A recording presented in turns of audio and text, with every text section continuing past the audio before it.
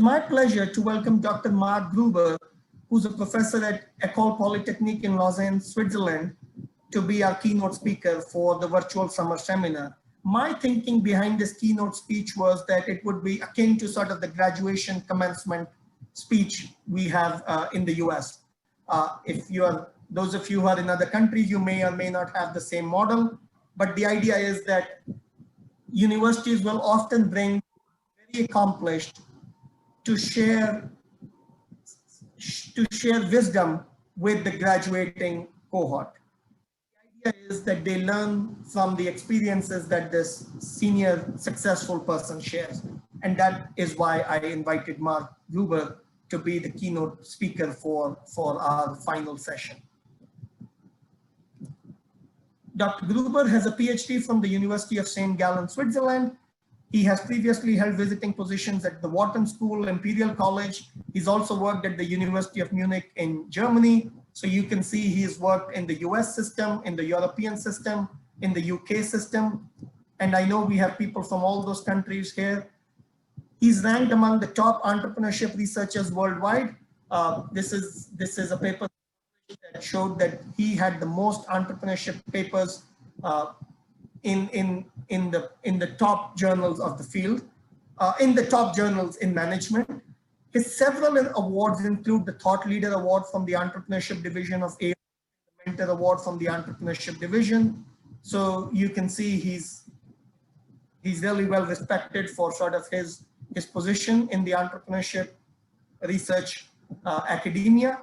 He's a former associate editor at AMJ, and he's the co-author of the book Where to Play that's being used at startups and by entrepreneurs around the world. With that, Marc, welcome, and thank you for accepting our invitation. Thank you, Vishal, and thank you for the warm welcome in particular. It's really a pleasure to be here, and let me also congratulate you in putting this wonderful seminar series here together and then providing the scholars, the emerging scholars, with this opportunity to engage with you and my colleagues that you invite to the seminar. So it's a true pleasure and an honor to be with you.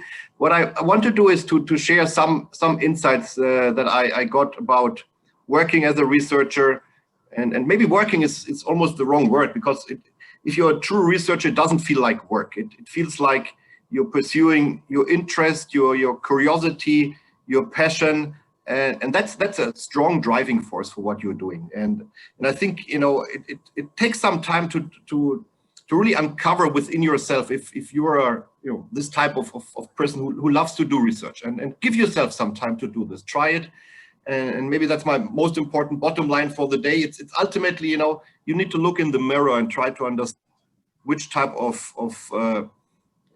focus you want to put in your career as an academic. And Vishal mentioned that nicely in his closing slide. It's when you publish in these A journals, A+ journals, it's one type of activity that is of course extremely rewarding. If you look at the whole field of the management and entrepreneurship academic profession, we need to have all kinds of professors who are really good in what they do. We need some excellent researchers. We need people who actually translate the research insights into something that practitioners are able to use. I will comment on that later on when I talk about impact. We need people who are able to talk to the press and translate what we have as researchers for those purposes to the greater public. And all of these activities are not trivial. And I'm not even talking about executive education to bachelor and master students. There are very different paths you can choose. Oftentimes, the research path is something that gives you an entry ticket to many of the other activities. So many of the schools around, but not all of them, emphasize a lot the research trajectory. And within the research trajectory, obviously, and Vishal, you put that very nicely. Of course, there's a ranking of the journals. There's some reward system implicit, or some schools even have an explicit reward system, a monetary reward system for publications in these best journals. That matters. So from that perspective, I think ultimately it has to start with you and in looking in the mirror. Those of you who know my work know that I do a lot of work on identity, the identity of individuals, becoming entrepreneurs, and there it's also about a discovery process. Who are you actually? You know, and I think the seminar that you're having here allows you to contrast your own perceptions, your own views of yourself, maybe with other perceptions, and what the other speakers and what Vishal have been pointing out. You know, so from that perspective, I think there's a learning beyond actually the actual seminar, which is positioning you and trying to help you to get a better understanding what type of academic you want to be and can be. So I've prepared a few slides, and these slides are not exhaustive at all. Yeah, I've prepared maybe for 20-25 minutes of reflection, and it's truly more of a reflection than a slide set that would be exhaustive, where I wanted to think back about on what mattered a lot in my career and key advice that I received at an early stage. I have to say, what I owe, you know, my publication record in that sense, the successes I had, I owe to a lot of great collaborations, to a lot of learning opportunities, to put it this way. Great mentors that you know, were there at the moment you really wanted to have their advice and gave you really good advice. So trying to have a mentor network that is helping you to make good decisions, you know, to find your own path is something incredibly important. I think the mentors don't have to be there 24/7, but you know, they are there, and it's your skill of observing what they do, and maybe more importantly, what they don't do. You know, and sometimes it's the question that you don't do or pursue an opportunity is oftentimes more important than what you pursue. Okay, so take what I'm saying in this kind of spirit. I owe a lot in my career to keep people that have been fantastic mentors. Of course, it's also about you putting in work, being curious, etc. I will comment on that at the end of my talk. Yeah? So that's a bit the scope of what I want to say, and I also look forward to discussing with you what I prepared in terms of slides. I labeled my talk, and you see it here on my slide, Rigor and Relevance, the quest for theoretically important and practically meaningful results in management and entrepreneurship research. This is a huge title. You know, you can have a whole seminar about this topic alone. So I don't want to the impression that you can do this, you know, talk about this within 20 or 25. But I highlighted a few elements that I think will help you on a journey. I structured my talk in the following way. First, some general observations. Then I want to become a bit more concrete and say, hey, this is actually how, you know, give you one example, which is my own example about publishing, trying to you know, understand the body of knowledge that is out there and then translate this into a tool that has impact for practitioners, and then some general takeaways that I hope you will jumpstart our discussion in the second half of this hour. Let me start with something that I want to show with this photograph here. You know, these 6 smart people here, and I had a great mentor. He's Ian Macmillan from the Wharton School. I think most of you or all of you know him as one of the key research or entrepreneurship professors who is out there. He's published a tremendous amount of wonderful papers. He's a very forward-looking thinker and a very nice, lovely person to work with. And he's always said, Mark, before you engage in any type of research project, you know, do the 6 smart people test. And he said, look, if you imagine 6 smart people sitting around the table discussing your research question, would they have the answer after half an hour or even less of the discussion? And if the answer is yes, they will have, you know, figured out the solution, then don't even start this research, because the world doesn't need that research. You know, if 6 smart people figure it out in half an hour, why should you spend maybe months of your life on writing something, researching something that could be resolved in half an hour? Yeah. So, or, you know, phrased differently, what this tells you is you need to look for the intriguing questions. You need to look for something where you actually say, hey, this can go that way, or this can go this way. And theories actually point out that it could result into this, have this result or that result. And that will create an interesting hook for your study, for your research, because then you're interested yourself here to figure out, well, well, what's actually the result that I will obtain after doing this research? And even if you have these 6 smart people, they will not be able to tell you. They can tell you, well, it might go this way or that way, or even a third possibility might be out there. You know, but that's what research is about, to figure out the new, to be, you know, having estimates, guesses about what could be the outcome. We are all in the profession of innovation in that sense. You know, we try to figure out the new, you know, and we cannot know everything in advance. So try to look for good research questions that are intriguing. What this links to is what Vishal has said a few minutes ago, you know, with, you know, this idea of having a portfolio of options. We talk about this in all of entrepreneurship or innovation research, that good companies don't only put the eggs in one basket, but actually look at multiple real options, innovation projects, and some of them are stellar successes, but many of them won't succeed. And if you're doing want to do good research, of course there are results, there are papers that will not work out how you imagined them to work out, you know. So having a portfolio helps you to hedge your bets in that sense, you know. But ex ante, you want to pick good research projects, you know, and of course this is not easy to do. That comes also with experience, but keep in mind somehow this idea of saying, hey, not all research opportunities are created equal, and try to focus on those that are more promising, that are, you know, demanding more of an intellectual effort, and keep you pushing yourself. Yeah? The second element that I want to highlight is the logic that, and I'm oftentimes a quantitative researcher, as much almost as a qualitative researcher, but I can want to highlight what it means to have an impact, a theoretical contribution, and then have an impact with this small graph here. And that helped me actually to think a lot about writing papers as well as conceptualizing papers. If you think about any type of empirical study that you want to do, you know, think about do a survey, you collect the data. What a good paper and what a good research project is about is to figuring out a good scientific base, the status quo of research, to understand basically, you know, your hypothesis as mechanisms, as means in which you build new theory. That's the delta of knowledge that you want to create. And then you arrive at a new state of knowledge, a new, you know, theoretical insight and advancement of what we knew previously.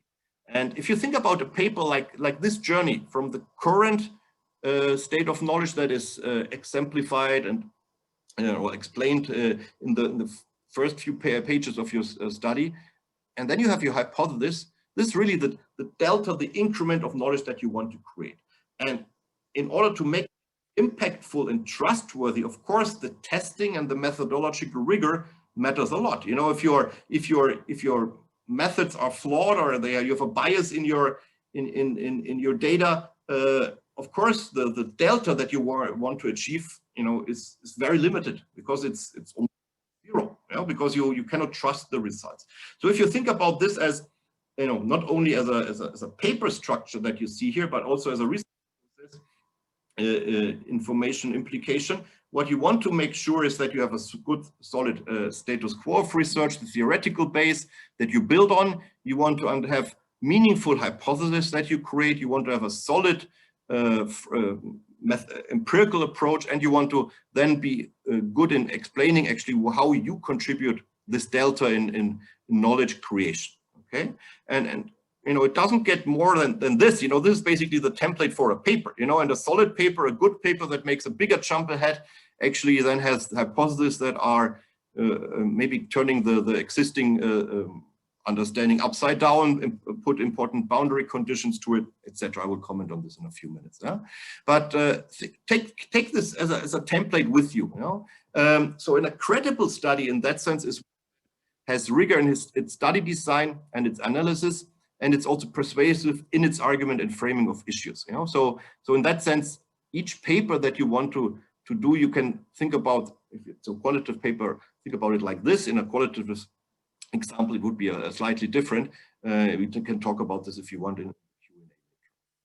So these are some more general observations. Another more general observation is that with any paper, when you come to the hypothesis, and I'm talking again about the quantitative papers here, you can say, okay, we have different sets of results in our empirical analysis. And of course, you have your theory-driven hypothesis. They should be the more radical advances, hopefully, But then you have other results that actually confirm existing research.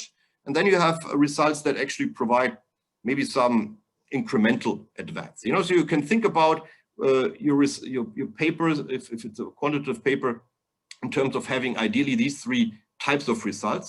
The first one, the confirm existing research, that actually is important too. Why? Because then anyone who reads the paper actually says, well, this study is trustworthy because we can confirm at least partly what we already know.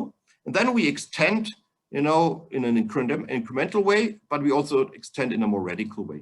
And I think this is a very beautiful setup that allows you to develop a credible, interesting study. I give you an example what this means very concretely. This is a study that I've done with my great colleague John Decker. This is a paper that was published in the Strategic Management Journal a few years ago. And what we basically said is, look, we have a lot of research out there that examines the impact of human capital endowments of entrepreneurs on venture performance. So there's a lot of research that looks at this. You have a direct effect of how much does prior managerial experience matter for entrepreneurial success, how much does industry experience matter for entrepreneurial success, etc. So you have lots of these studies. There are meta-analysis about this already, because this is a very old or traditional field of research within entrepreneurship and management. And what John and me looked at is, I wanted to understand is actually the contingency of the opportunity. And we tried to understand in more concrete terms how the riskiness of an opportunity actually conditions the effects that the experience variables have. So in more common terms, you would say, hey, not all types of experience matter the same for each type of entrepreneurship. There are some type of entrepreneurial endeavors that are more risky than others. Some are more novel than others. Some are in industries where there's more competition than in other industries. So of course, not all skills matter the same way in all circumstances. This is a very conventional way of looking at it in the HR literature, but somehow surprisingly, we have never tried to understand this to a large extent within the entrepreneurship literature. But you would say, hey, not all types of human capital matter in the same way. So what we try to do with our study is to push forward this idea of saying, hey, not the managerial and the industry experience, they are important, but they don't matter in the same way for all types of opportunities that you seek to exploit. So what we did, and my previous point was about trying to understand the results that confirm existing research, the results that might incrementally push the needle, and some that are then more radically novel. What we see here is an exemplar of what I mean there.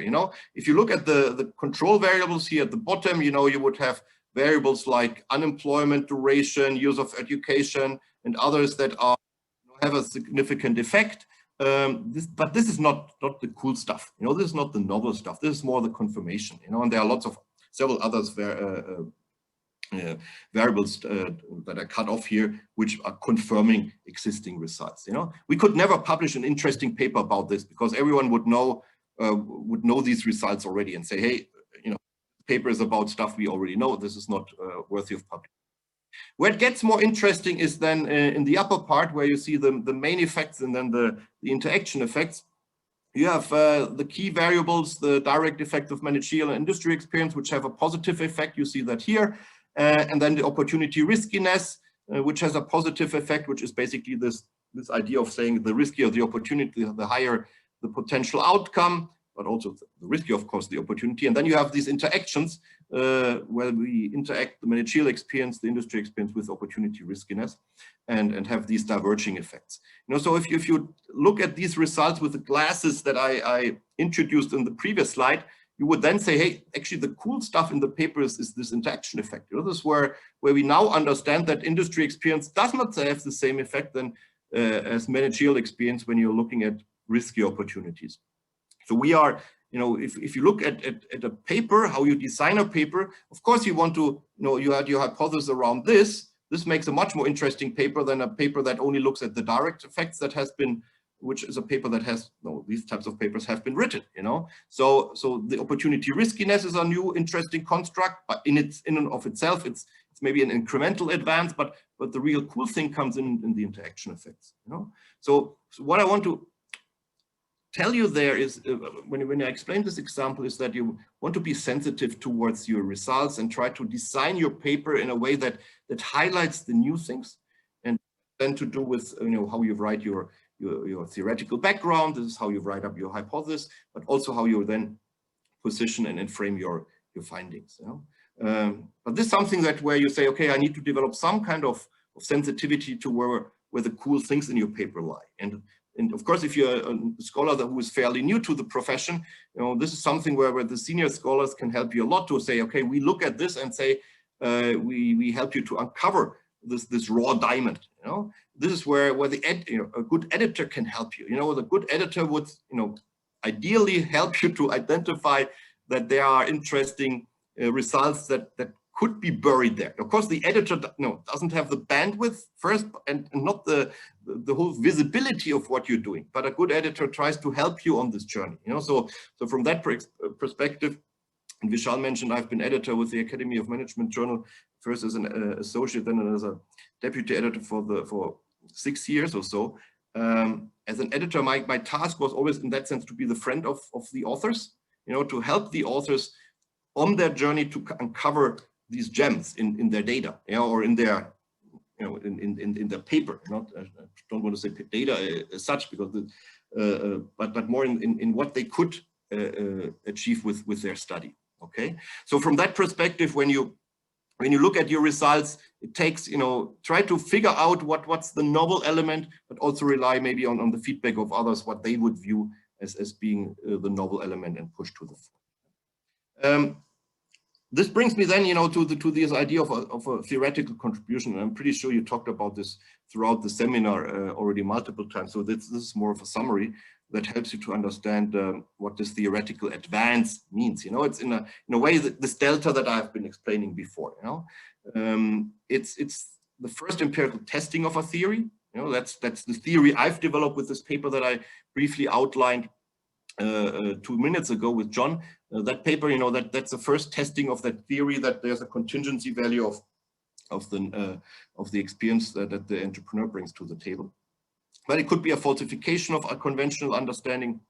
It could be theory building through inductive or qualitative research. It could be a meta-analysis with theoretical implications, or even a constructive application that clarifies the boundaries or range of theory. You know, we see all of those happening or being existing out there. So from that perspective, you know, what I explained is only the first bullet point. There are other ways to make a theoretical contribution that are listed here.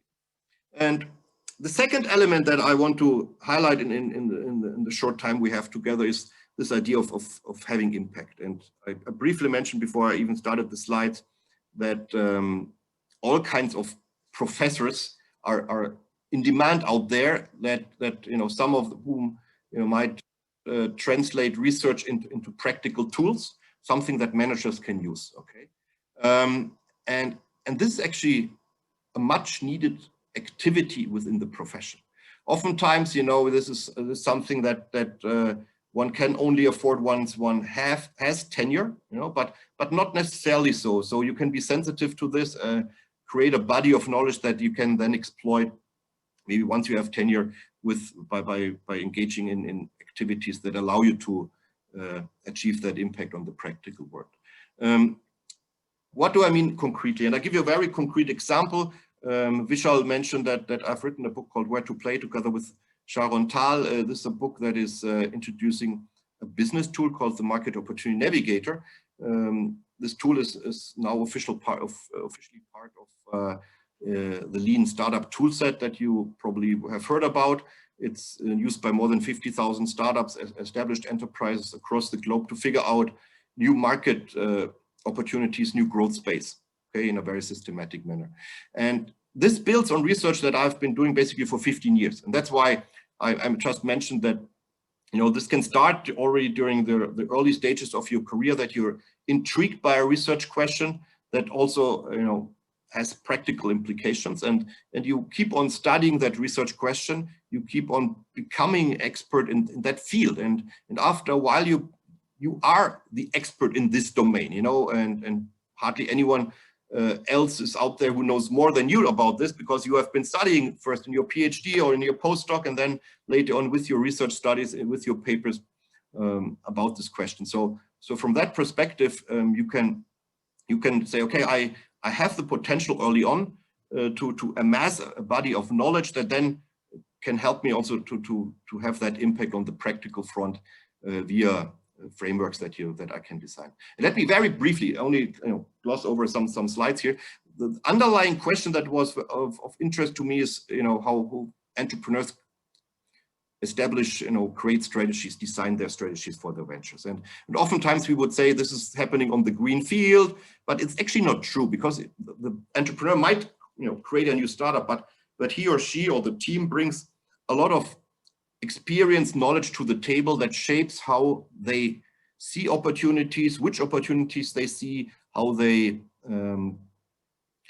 would develop their strategies to exploit these opportunities, the emphasis they put in their venture creation. So this, this idea of it happens on the green field is actually something that, yes, it's a saying that's out there, but once you understand how it actually works, it happens on the green field, with the caveat that lots of entrepreneurs bring a lot of themselves into the game, so of course it does not happen fully on the green field, So we did a lot of studies, and these are lovely colleagues up there. You see Ian McMillan, Jimmy Thompson, who did a PhD with me, and Sharon Tal. And we did like 15 years of research on a variety of key questions that are related to the idea of opportunity identification and entrepreneurship, trying to figure out the opportunities that entrepreneurs see and cannot see.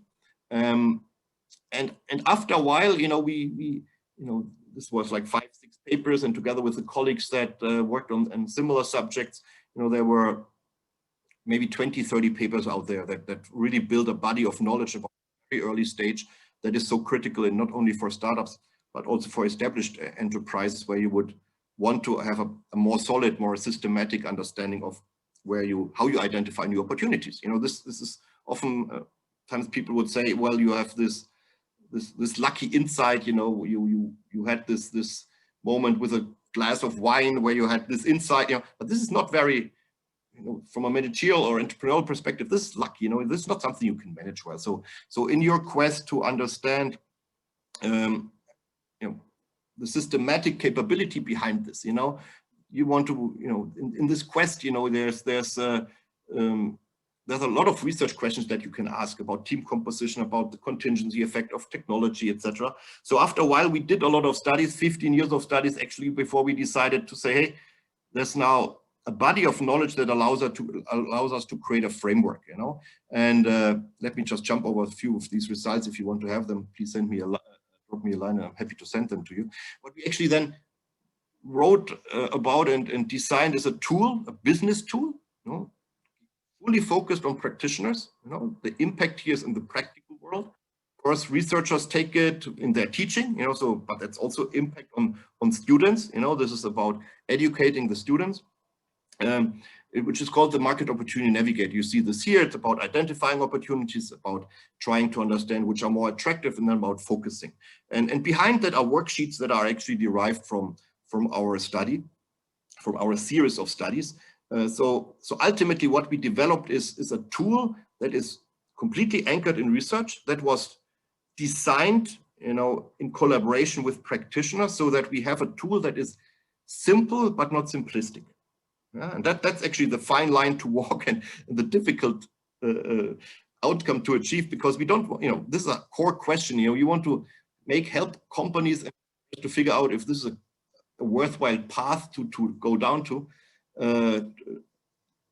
You want to give good advice if you're developing something like this. So from that perspective, this took us about another 2 years, 3 years to design, to test drive, to improve. So this is almost like when we talk about creating a product and commercializing a product, something we study in entrepreneurship and innovation a lot. This is like a product that you create yourself as a researcher. And what I can say, this is a very fascinating type of activity that a professor can engage in. It allows you to achieve a type of impact that is quite distinct from the researcher impact. You know, this is about colleagues referencing your work, building on your work, advancing knowledge on the one hand, but then it's about, you know, translating that knowledge to practitioners. And this is something which allows you to, of course, you know, engage in a lot of interesting activities that are derived from this. So my colleague Sharon and me are helping now consultants to understand the tool. So we are running every other month a consultant workshop online, you know, with 20 consultants who are all across the globe and who want to understand how the tool can be applied so they can apply it to startups. This is wonderful to see that other people actually get so much knowledge and benefits out of a tool that you have developed. And that's personally very gratifying. You know, something truly see these people around the globe who apply the tool. You know? But what the big picture is truly one, you know, I could never have done this as an assistant professor because I didn't have the knowledge, nor the time, nor were my tenure at my school, EPFL, such that you know, by doing something like this, only doing something like this, I would have gotten tenure. You know, they wanted to see the research publications and the solid teaching that helped me to get tenure. But something like this now is, as a more advanced professor, is fully in line with what a school wants, because this is real world impact. Any type of school wants to create real world impact with its teaching, yes, but also with other type of activities. I mentioned the tool is now part of the Lean toolset. This lovely gentleman, Steve Blank, blogged about this. So this is something that we did not plan for, could not plan for, but when we designed the tool, we really wanted to make it plug and play with the other tools that are out there. Many of you know, of course, the business model canvas and the Lean startup tools that you know, the minimum viable product, customer discovery, and the tool, this word to play, is basically the complementary to the question. You know, if you want to depict this in a more graphical sense, you can say, hey, there's a word to play question. What domains do you want to be in? And then there's the how to play or how to win question that is about figuring out a good business model for this domain, etc. So this was one quick example, and I'm looking forward to discussing this in some more depth with you in the other second half hour that we have together. Let me conclude by a few takeaways. Again, big picture, so that we have a round of the discussion. What I think is quite helpful to understand is that there are no quick wins. You know, there are no quick wins if you want to publish in research, your research in these A+ journals or A journals. Normally, it's a multi-year process for the whole research project, which takes about 2 to 5 years until, you know, from the first ideas until the publication happens. Hopefully, this goes back to what Vishal has said some minutes ago when he said, look, we need to have a portfolio of papers that we develop, because any single paper might not fly. You know, it might be too early. You might not, you know, might have a error in its appeal. That all happens, you know. So you want to have a portfolio that you manage throughout this 2 to 5 years in your career. And each step of this 2 to 5 year project actually requires a lot of care from you. You know, it's about the survey design, it's about the data collection, it's about crafting the paper, and then you have these 1 to 3 years in the review process, depending on the journal. Some journals are quicker. Typically, the lower ranked journals oftentimes have a quicker review cycle. But if you were to think about this, you know, in terms of a publication that you want to target towards the high-end journals, then this is, I think, fairly normal time frame that you look at. What this concretely means is, for instance, when you look at the survey design, that you spend extra effort on figuring out good questions, designing your survey in a way that is fairly straightforward for the interviewees, the recipients, to answer. In data collection, you also want to go the extra mile. So I'll give you a very concrete example. I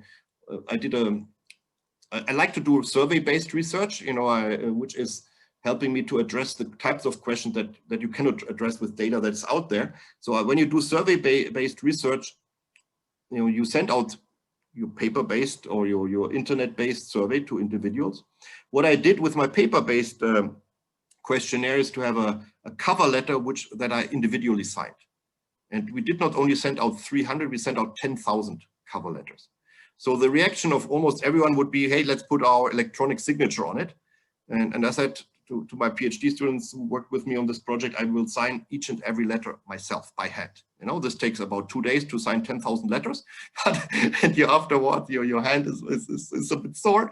But you know, it makes a difference, because once you get a letter that is hand signed, you know, the recipient will think, well, you know, I'm really special because this is someone, you know, who sends me a survey and just doesn't print it, you know, and it has a printed signature, and therefore there's a higher likelihood that the recipient will actually answer. You know, this is like when you get a handwritten letter together, you know, compared to a mass mailing that you get, you know, and this helped, you know, to increase the response rate that probably would have been sitting around 20-25% to 35%, and this makes a huge difference when want to test your hypothesis, because you have much more data points that you can work with, you know.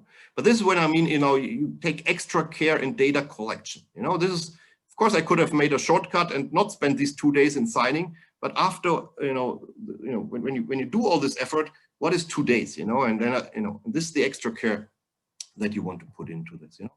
So the net time that I, you know, when I look back, that I had to spend, or I'm spending on each A+ publication is about 9 months, you know, which is a lot of time if you think about it. And this also precludes me from actually doing too many papers at once. So it's always, I have a handful, 5 to 8 papers that I work on in parallel, but each of these papers requires a lot of dedication and time and effort. You know, this also means that I need to be a very careful in agreeing to projects, because I agreed theoretically to 9 months of work, you know. So you cannot just walk around and say, hey, let's do this project or that project, which is then, because my time is the limiting factor. Yeah? 2 more comments, and then I think we open it up for questions and answers. What I really find inspiring in our profession is that we can get inspiration in all kinds of professions, you know, around us, the arts in particular, and everything that has to do with creativity, and try to understand how other people who had created very creative, disruptive, profound achievements in these domains actually achieve this. And if you want to dive into this, you know, you can be inspired by movies like Once Upon a Time in the West. There's a director's edition. You know, this is shown here on the left, which is a special collector's edition, it's called, but it's the director's cut of the movie, where the director, Sergio Leone, actually explains why he chose some of these shots that, you know, when you have a director with its camera moving across the set, trying to understand which angle he or she wants to shoot the scene. He explains why he decided for some of the scenes, and some of the scenes, how he shot it was really revolutionary. The first time ever someone shot something in the way he shot it, you know. And this is when you hear him speaking, you can say, hey, wow, that's cool. He did something new. Why? He explains why he did this. And you can resonate with this as a researcher, because you say, hey, I tried to find something new as well, you know, so you can find inspiration there. There's a nice documentary about Michael Jackson's last stage performance, how he practiced for this. This is a movie called This Is It. And what you can learn from that is how he prepared very diligently, with much focus, each part, and he was the expert in, you know, not only the music but also in the dancing, how he did the choreography for his whole performance, and this dedication, the ambition, the passion that goes into this, how he instructs everyone else, that can be really inspiring. And then you have a very recent example from the last 2 weeks on the right side. This is Damien Hirst, who did something I think extremely creative. He created 10 artworks, these dots that you see here on the right, everyone unique, and he is extremely creative in how he wants to sell them now. You can bid for, you know, apply for them. There are 10,000 for $2,000 each, and then after 2 months you can decide whether you want to keep the artwork or whether you want to have a non-fungible token. So you want to have a digital version of that artwork, so the real artwork will be destroyed. You know, and that's those of you who are a bit interested in the digital space know that this NFTs, this non-fungible tokens, these type of artworks that are out there, are creating a new class of artwork. So this is almost an experiment, or this is an experiment in how art and digital, the digital universe will meet, and how, you know, ultimately the demand will play out for one or the other. And that's a very novel way of thinking about art, you know, that he proposes there. And this can be very inspiring to understand, you know, how these artists in other domains do it. Finally, two more views. You should have fun in all of what you're doing there. You know, this is a magnificent profession. There's no rule that says you cannot have fun while working hard. You know, try to work hard, but have fun, you know. And a little thought experiment, you know, if you work 2 hours more every week, you know, that's 8 hours per month. That's almost like 2 full weeks of work every year that you can do, you know. And so if you put in some extra effort, you know, put in maybe not only 2 hours, maybe 4 hours per week, you know, that's almost like a whole month of work that is extra for you, you know. And of course that month will help you to learn more, to investigate more, to be, you know, a stronger learner. And I think that dedication should not come as a burden, but this is something that will come naturally because you love your work. And finally, it's a long journey. You know, this is not about a sprint. And I think I've given you several examples. You know, the impact piece that took me like 10, 15 years to realize. The papers that take 9 months on average net work, you know, etc. So take this as a marathon and not a sprint. With that, I want to conclude this first part of giving you some reflections about my own professional journey, some elements that I found helpful. Of course, I'm happy to share with you all the papers that I've mentioned. Just drop me a line and I will do so. And I'll stop the sharing and turn back to Vishal and questions that we have. Thank you, Marc. As you can imagine, I have a lot of questions, but I am going to hold off my questions and privilege the students' questions. So the participants' questions first. So I think we'll start with Mike Blackwell. Great, thank you, Dr. Gupta, and thank you, Dr. Gruber, as well. So Dr. Gruber, as Dr. Gupta was mentioning earlier, as entrepreneurship scholars, we're much like entrepreneurs, and that we have to come up with ideas, diversify, move forward, often in teams, those sorts of things. I was curious about your market opportunity navigator. It seems like it could almost be used to be able, as an entrepreneurship scholar as well, to vet ideas too. And I was wondering, what ideas do you think, like for young scholars who might use, that you might suggest would put you in that quadrant that is the gold mine, which is the location that there's definitely effort that's there, however, has a high chance of good success? Very good. How would I answer this? You know, a generic answer is very difficult to give here. You know,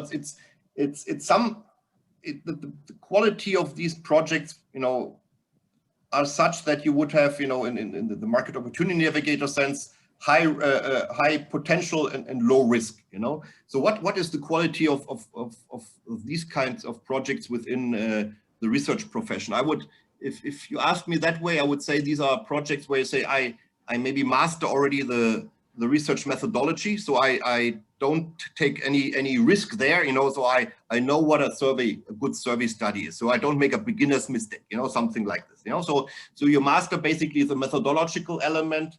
You probably have a good understanding of the literature in this domain, you know. If you are a very junior scholar, you can say maybe I have co-authors and mentors who help me on those 2 dimensions.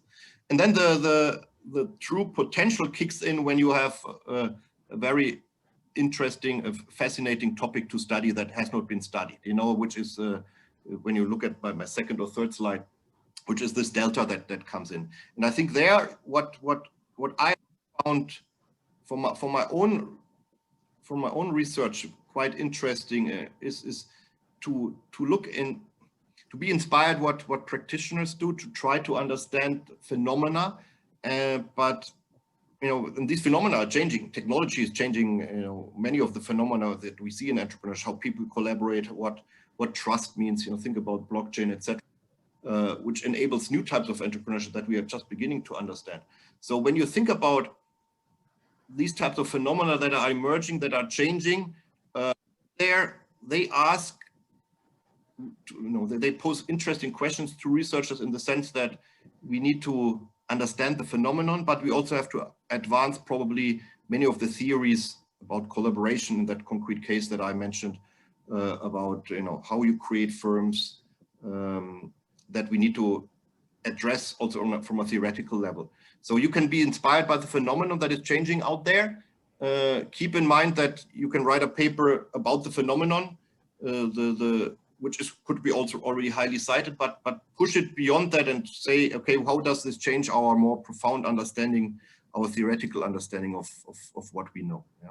So I think I cannot be more concrete than this, because it's a very, we need to have multiple research projects that we then compare, etc., to figure out really what is a gold mine or not. But I hope this was nonetheless helpful. Who else? Thank you, Marc. Marc, do you want to go next? I can go. This is Swapan. Hello. Oh, hi. Professor Gruber, I have a question regarding as a practitioner, because I'm a practitioner transitioning to academics. So when I used to work at GE, one of my responsibility was to identify software products which we would like to fund from GE. So we used to use a lot of value engineering tools. Also we used to use Jeffrey Moore's, crossing the chasm, that paradigm, like say, where are the products and whether we should do something for a particular product or not based on their product life cycle. So your book, Where to Play, whether some of these principles could be applied in the corporate, innovation projects. Absolutely. Initially I did the research in the realm of startups. Because in a startup setting, you have much less quote unquote noise when you want to perform a study. You have a few founders who talk with each other. You have a quite well-defined technology, oftentimes resources that you can capture with a survey, with your interviews.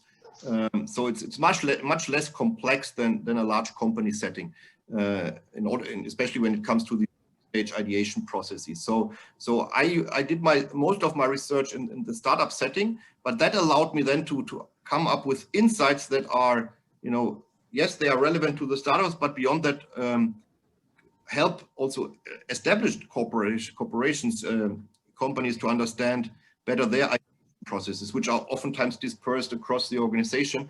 But once we have the startup understanding, you have that in a very clean and clear format, that understanding, and then you can make the generalization to the established companies. And nowadays the tool is as much used by the startups as much as it is used by the established corporations. And therefore it's about project selections. It's about when you know that McKinsey 3 horizon, the firm growth model, it's about understanding the third horizon, which type of projects are available to the company beyond the, oftentimes the industry boundaries that would constrain the growth space for them. Thank you. Thank you.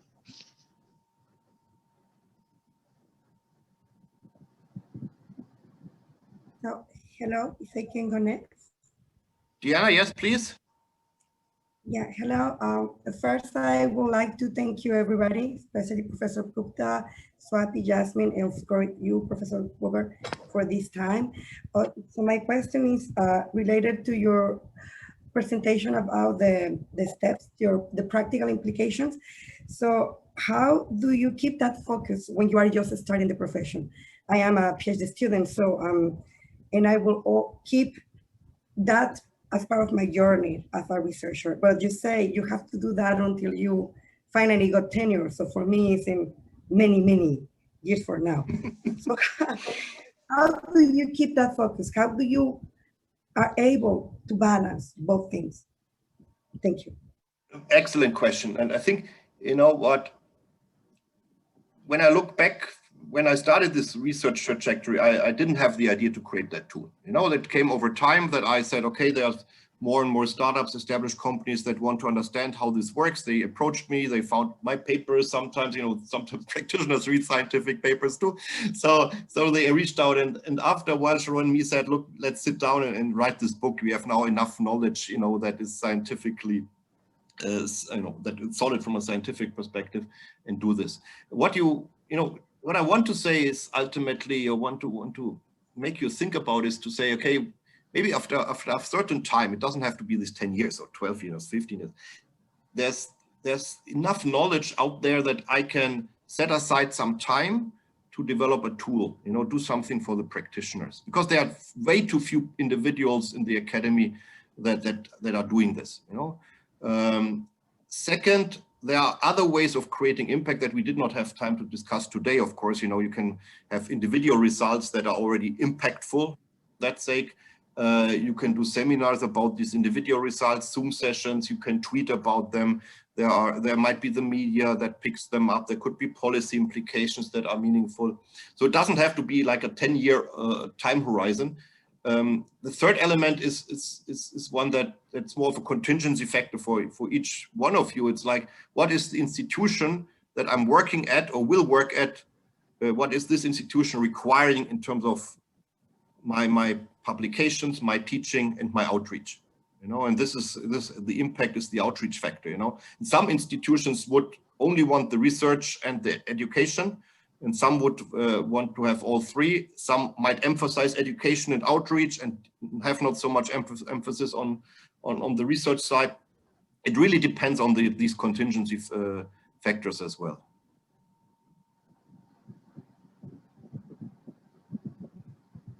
Thank you for that question, Diana. I saw some more hands. Adek, you want to go next? Yes, Dr. Gupta, thank you. Dr. Gruber, I am a fan of your work. I have been reading your work. Like last week, I was reading your reconceptualizing necessity entrepreneurship in AMR. So my question is basically, what do you think for a PhD student to dive into the project which is kind of an experiment and a little bit of prescriptive, like entrepreneurship training, which happens a lot of time in development economics. I see those works, but I don't see, maybe because of I'm only in my first year, so I don't know whether that comment will be okay, but I don't see much of that work in the entrepreneurship field. So what do you think about pursuing that in entrepreneurship, and like what are the pros and cons if I want to pursue that? I think we still have, so there's a body of work, of course, out there that looks into ways of educating entrepreneurs, could be more effective and less effective ways.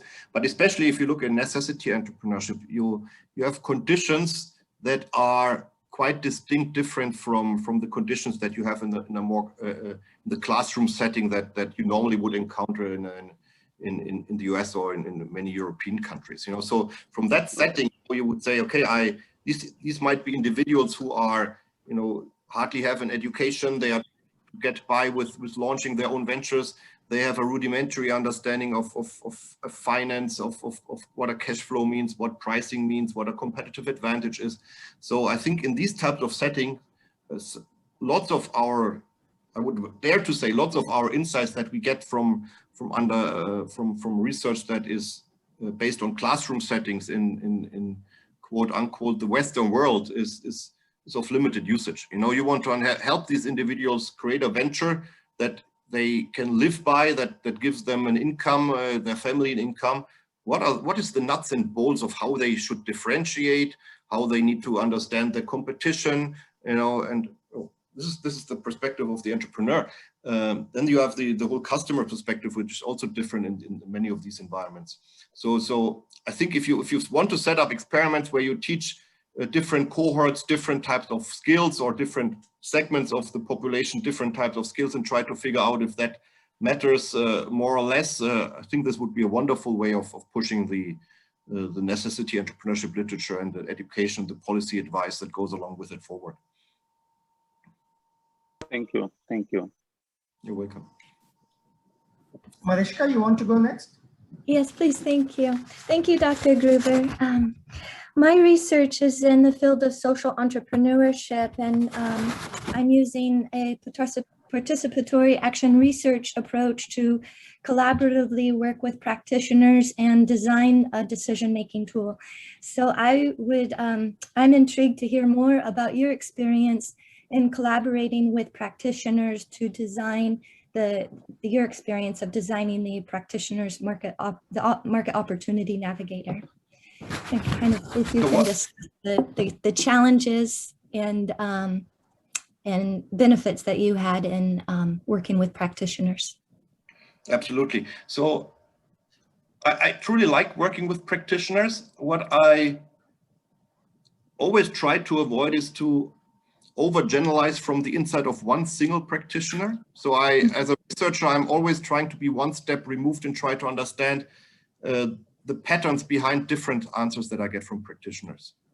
You know, and then I say, okay, is that an insight that helps me to develop the next interesting research question? You know, that where something is at odds with what I know from my understanding of the entrepreneurship literature, etc. I give you a very concrete example.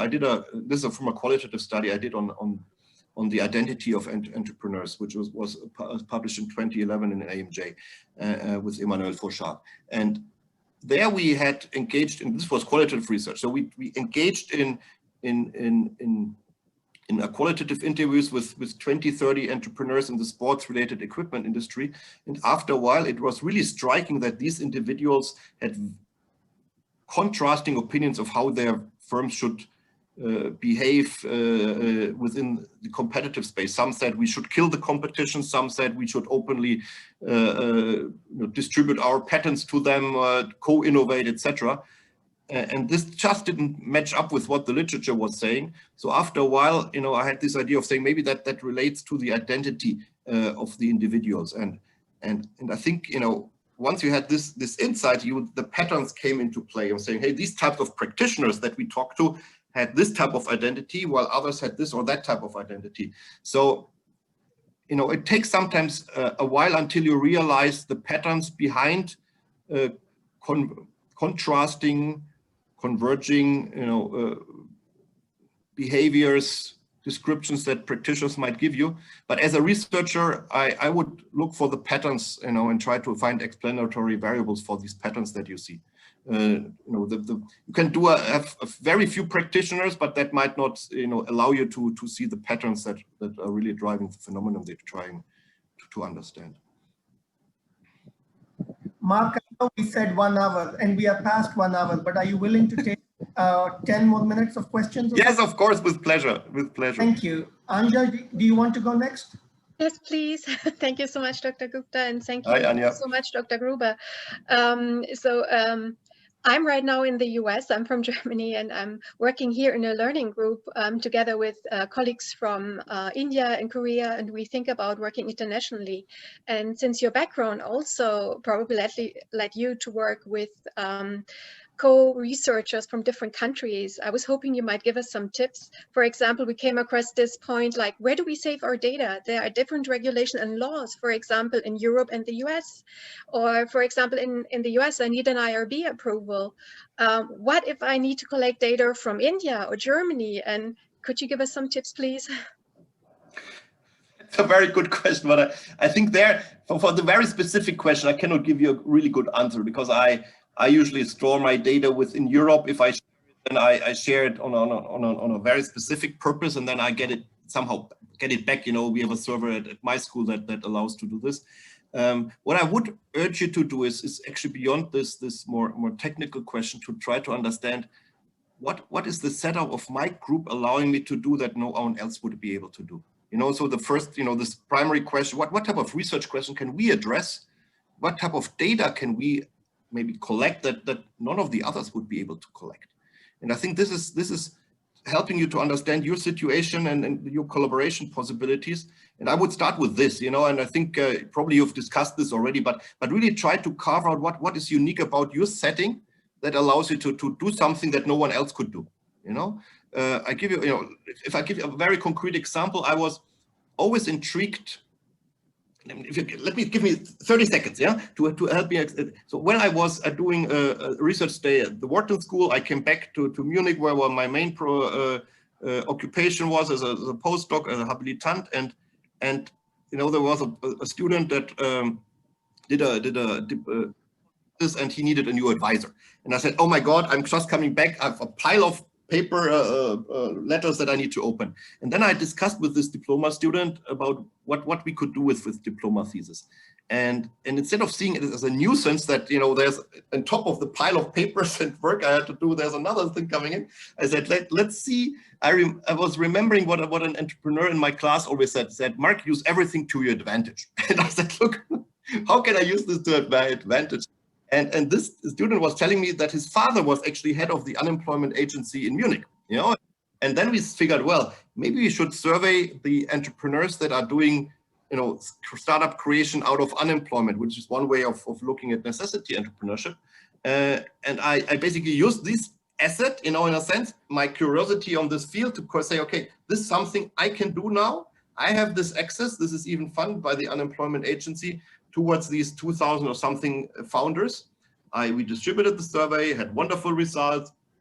I published some very interesting papers based on this, some of the very first necessity entrepreneurship papers, if you want to say so. So what I did is to figure out the unique access that I had and say, what can I do that maybe no one else could do? You know, so I would even think about this as a group. What can we do? Can we collect the same data across cultural zones, you know, and geographies, and then compare and maybe have 300 data points here, and here, and have a 900 data points in total, and then do a cool cultural comparison study, you know, on identity, on many of the phenomena that of a recent interest. So I would put this to the forefront, but I cannot give you an answer to your more technical question because I don't have a good answer there myself. Don't worry, your answer was really awesome. Thanks so much for your help. You're welcome. Jody, do you want to go next? Okay, yes, thank you very much for the opportunity to ask the question. This was a very enlightening talk. Thank you so much. Okay, so my question is based on your feedback that the research process takes 2 to 5 years in your experience. So I'm a PhD student. I recently came across a call for articles in a 3-star journal that speaks to my topic, my PhD topic. So I'm really excited and I want to submit a paper. However, the deadline is 9 months. So I was hoping to give it a shot, but for an expert like yourself to say that it takes you 2 to 5 years, I'm already discouraged. Like, I'm a novice. Should I give it a shot, or should I, you know, stop dreaming and just what do you think? No. It's a 3-star. No worries. So. No, I thank you for the question. I think it helps me to clarify a point. You know, I don't want to be misunderstood. The 9 months is my net time, you know, that I need to really get a paper published. You know, that is all. You know, if you think about the time you spent on a paper, collecting data, writing it up, take away all the time that you go to the fridge, to the restroom. That's the net time. You know, that you're on Facebook checking your friends. The net time is these 9 months. Okay, net of all these other distractions. Okay. The 2 to 5 years is typically something when you start a research project, you collect the data, you know, and so on. Sometimes you might even have already data in there, you know, that you can draw on, you know, or you collect data within the next 3 months, develop the first draft of your study, you know, revise it, and then have something ready by this 9-month goal that you have there. That's entirely possible. You know, it depends where you are in the data collection process. It depends on how well you know the literature. But if this is a 6-9 month deadline, of course you can make this. You know, it just takes the 9 months would come in, you know, if you then count in the revision rounds, the response letters that you have to write, etc. Right. Until this is, you know, a publishable, accepted piece, that's then the 9 months. Okay, thank you so much for the encouragement. I will give it a shot. Thank you. Good luck, Laurie. Navneet, do you want to go next? Thanks, Professor Gupta, and thanks, Dr. Gruber. It was a nice talk. Since you are mentioning that you focus on practitioner-oriented research and publication, we were also thinking of some work like that. But one challenge we are finding is when we approach a practitioner, they are not very keen to be part of the research work or be part of the case study or whatever we want them to do. So I just wanted to know your, how did you overcome this challenge when you interacted with practitioners for data? Thank you.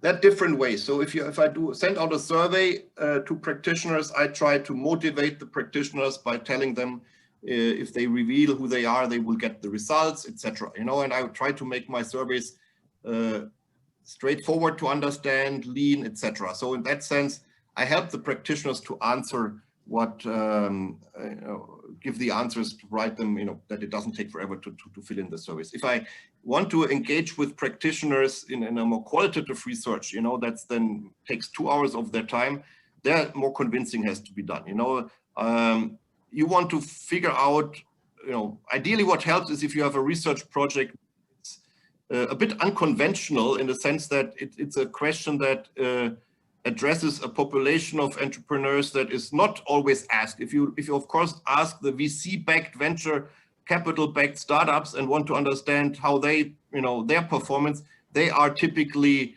asked 5 times every week. You know, if you ask the necessity entrepreneurs, the topic we discussed a few minutes ago, these are individuals that have never been asked, you know, who are keen to give you answers and say, hey, finally someone talks to me and maybe I can learn even by giving answers. So there I did not find it difficult at all to figure out, to find individuals to talk to me. So it really depends on your sample. If it's a sample that's in high demand, and typically the high-tech entrepreneurs are, then you want to have something, you know, tell them, look, can I interview you over lunch? Can I buy you a lunch? Can we talk for dinner, over dinner? That you make it somehow easier for them to place that in their agenda. Thank you. Thanks for that clarity. Thank you. You're welcome. Linda, do you want to go next? Yes, thank you. Thank you, Dr. Gupta. And thank you, Dr. Gruber. What an interesting session. I think you make it sound so easy. And when I go back and start writing, it just unravels everything. So my question is to you is on the qualitative research that you pointed out, you were looking for something and something else came out. You almost sounded like it was serendipity. I mean, how does a junior scholar like myself, you know, develop that kind of intuition? 2 answers. One is, I think that as a junior scholar, what worked very well for me is when I attended conferences, I basically started listening from 8 in the morning up to 6 at night when the sessions ended, to all kinds of different talks. And that gave you a big overview of what is happening there, you know, in the academy or in any other research conference. You get a broader overview, and you also develop a taste, and you develop a sensitivity to what good or less good research. Second, I really, you know, when I want to give you a good recommendation, you know, take a journal of your choice, you know, take Academy of Management journal, for instance, as a wonderful empirical journey. Read a paper or several of these papers in the following way. Read it once for how it's structured, read it second for how the reasoning is built up, how people articulate their points. So if it's a compelling way to articulate your main thoughts. Third, you can read it in terms of how theory builds on, you know, the hypothesis built on theory, how they are tested. Fourth, read it with the implications in mind, saying how does the author foreshadow the implications, the findings. And fifth, you try to read it for something like aesthetic beauty, you know, trying to understand what's a better study in these journals than not such a great study, because not all of these, of course, we always strive to fantastic papers, but some are even better than others, you know. So, you know, you learn a lot by doing something like this and develop a lot of sensitivity on these fronts. And then, you know, with this sensitivity comes a good intuition that's, you know, serendipity is also preparedness, you know, it's to figure out, you know, what is a less good or more good, a better research question to ask. Thank you so much. Thank you. Alexander, do you want to go next? Yes, thank you, Dr. Gupta, for giving me the floor. And thank you, Dr. Gruber, for your inspiring speech today. And speaking about the points you made on the pipeline of the research. It draws my mind to the list of the Nobel laureates in economics, and I was trying to find which of them are the most related probably to entrepreneurship and management. And I found like the Herbert Simon, Buchanan, Kaliman, and the Richard Thaler. And most of them did the research which is related to decision making and behavioral economics. And if I could ask you to enable the process of effectuation and try to suggest what type of the pipeline we should select to be in a 20 or 30 years among the end list. So to what direction we should look, because we know that there is a very Nobel Prize for entrepreneurial research in entrepreneurship. But however, I see that these people actually, a lot of them, they follow ideas of neoclassical economics. Some of them from University of Chicago. And where we should look and engage our effectuation to increase the likelihood to be one of them. So that's a very difficult question to answer, because I'm not sure if even the Nobel Prize winners have figured out what the pattern is behind getting the Nobel Prize. But my answer would be, you have to find a topic that you're truly passionate about, that you really love and to understand. That is, if you want to be more widely known, that you advance a new theory, think about, new ways of thinking about entrepreneurship, about venture creation processes, if you want to look in this domain, but also keep in mind the broader implications that has on how it might change the thinking in management or economics. So you think about, and that's also one thing we didn't have time to talk about, is the implications, the differences between a general management and an entrepreneurship journal. And pretty sure Vishal has talked about this, but it's about trying to understand what your results actually mean for fields and how they impact thinking in these other fields, and how they might change thinking about in these other fields. And what I've learned, we have one Nobel Prize winner at the neighboring school, is the dedication these individuals have to what they do. So this individual, Jacques Dubochet, he comes with a bike on Sundays to his lab. He's 75, he doesn't have to do this because he loves what he does. Thank you. Very well said. And Marc, I know we exhausted our 15 minutes too, but do we take one last question? One final question, that's great, yes. Thank you. Irfan, do you want to go? Yeah, hello. Irfan?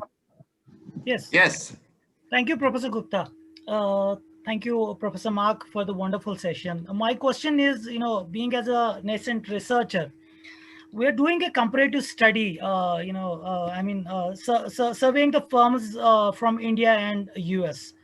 So do we collect the data from the same industry? We are surveying the family firms. Do we collect the data from the same firms? It doesn't matter. We just surveying the family firms, maybe different firms from India and different firms from US or Germany.